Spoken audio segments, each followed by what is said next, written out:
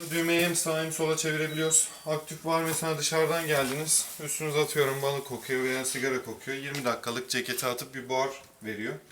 Onu da kullanabiliriz. All-in-One karma Yıkamıyor çamaşır. değil mi? Yıkamıyor, sadece buhar veriyor. Kokuyu Kokuyu alıyor. gideriyor. Tamam. All-in-One karma çamaşırlar için burada karışık çamaşır atıp kullanabiliriz. Her türlü çamaşırı yıkıyor. Tamam. Hijyen programı, bebek eşyalarını burada kullanabiliriz. 59 dakikalık günlük program.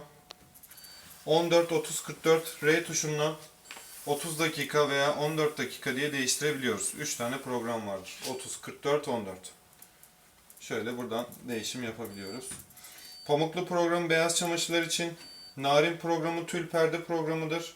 Avlu türü, bornoz türü tül perde çamaşırları mutlaka burada yıkayın. Artı bunda sıvı deterjan kullanıyorsunuz. Toz deterjan kullanmıyorsunuz.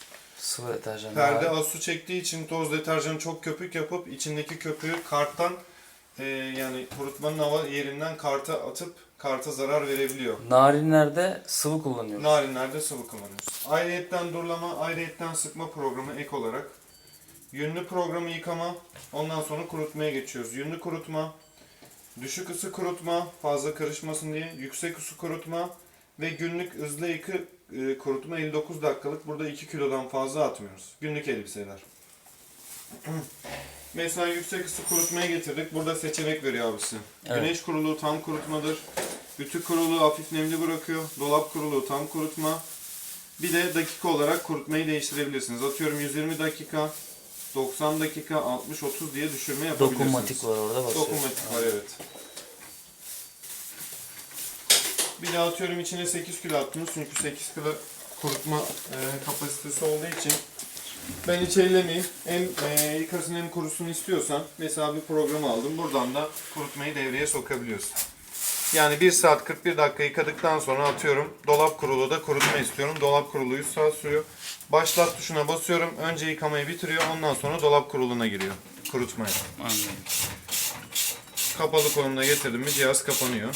Bir de atıyorum pamuklu programı uzun sürer. Mesela şurada seçenekler var. Onu da değiştirebiliyoruz. 1400 devir. Dakika çıkacak.